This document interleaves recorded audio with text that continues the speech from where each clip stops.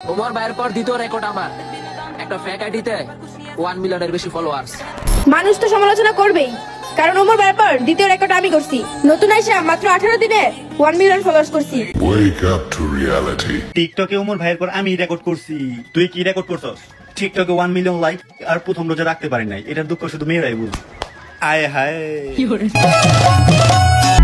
দেখো, মানুষ আর কুকুর এই দুইটা জিনিসের ভিতরে পার্থক্য কোথায় তোমরা কি জানো? মানুষ সৃষ্টির সেরা মাখলুকাত, মানুষের ভিতরে আছে বিবেক, বুদ্ধি, মান, সম্মান, কিন্তু কুকুরের ভিতরে এই দুইটার একটাও নাই। গাইস, এই যে মেয়েটা দেখতেছো, বাবা মা তার নাম দিয়েছে জেরিন তালুকদার, কিন্তু আমি অনেক গবেষণার পরে জানতে পারলাম তার নাম হলো জাতির প্রিয় টাপা। বিশ্বাস করেন রাসেল ভাই, একে তো রমজান মাস, তারপরে নিজেও রোজাটা রাখছে, কিন্তু আমি কখনোই ভাবি নাই এরকম একটা রমজান মাসে আমাদেরকে এরকম নোংরামি দেখতে হবে। আমি ছোট থেকে এই পর্যন্ত সবসময় শুনছি রমজান মাসে শয়তানগুলো বন্দি থাকে, কিন্তু এই মানুষ নামে শয়তানগুলোর বন্দি করার মতো কোনো উপায় নাই। আমি যখনই এই কথা চিন্তা করি, তারপরে বুঝতে পারলাম এরকম শয়তানকে বন্দি করতে হলে আমাদের মতো রোস্টারকেই মাঠে নামতে হবে।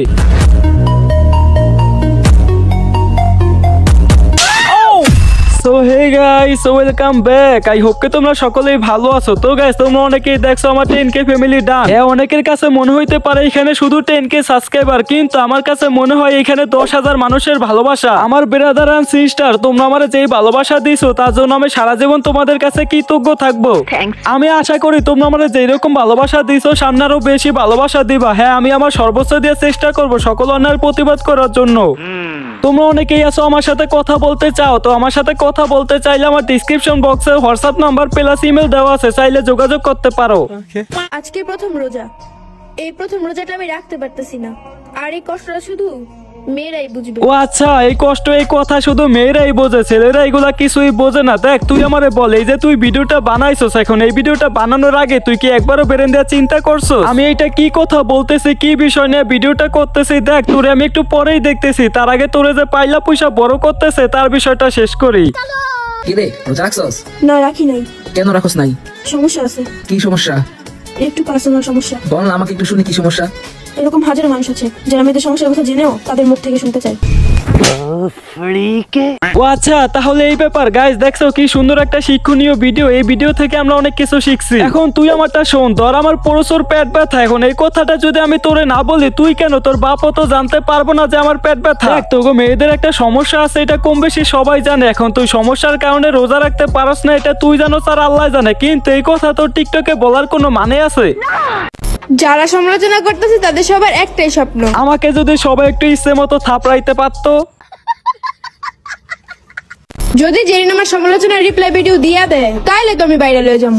ওরে বাবারে বাবা, গোষ্ঠী মারছে। যে মেয়ে এখনো ঠিক মতো কথাই বলতে পারে না, সেই মেয়ে দেখি আবার সমালোচনাও বোঝে। দেখো গাইস, আমি একটা জিনিস দেখলাম, ওরা টিকটকার আর কিছু না পারলে ওরা এই জিনিসটা ভালোই পারে। ওরা টিকটকে নোংরামি করবো, এটা নিয়ে কেউ যদি ভালো কথা বলে তাহলে সেটা হয়ে যায় সমালোচনা। ঠিক বলেছো। তুমি বলে প্রথম রোজা রাখতে পারো না, এটা কতটা সত্য? আমি জাস্ট এটা কন্টেন্ট দিছি গাইস, এই কন্টেন্ট আমার যত সিরিয়াস ভাবে নিছে আমার বলার মতো কিছুই নাই। তো ওটা বলে জাস্ট কন্টেন্ট ছিল, আপনারা সিরিয়াস হবে না স্যার, এটা আপনাদের ব্যর্থতা। হ্যাঁ, বুঝতে পারছি, ওইটা আমাদের ব্যর্থতা ছিল। গাইস, তোমরা শুধু কমেন্টে বলো পার্ট 2 চাই, তাহলে দেখতে পারবো আর আমি বুঝাবো কোনটা আমাদের ব্যর্থতা ছিল। মানুষ তো সমালোচনা করবেই, কারণ ওমর ভাইয়ের পর দ্বিতীয় রেকর্ড আমি করছি। নতুন আইসা মাত্র 18 দিনে 1 মিলিয়ন ফলোয়ার্স করছি। হ্যাঁ গাইস, ওই যে কি রেকর্ড করছে এটা নিয়ে দোলাবিলাই কি বলছে, চলো দেখে আসি। ওরে আমার রেকর্ড রে, 1 মিলিয়ন ফলোয়ার্স এর রেকর্ড। তোর তো ভিভো মোবাইলে টাইনা টুইনা হ্যাস রে, তারপরে উড়াইলো।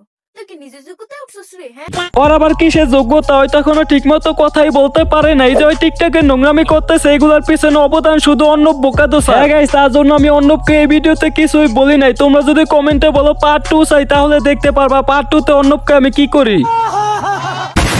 সো গাইস, এই ছিল আজকের ভিডিও। তো ভিডিওটা কেমন হয়েছে কমেন্ট করো, ভালো লাগলে লাইক করো, চ্যানেলে নতুন হলে অবশ্যই চ্যানেলটা সাবস্ক্রাইব করো। তো আজকের মতো বিদায় নিচ্ছি, আল্লাহ হাফেজ।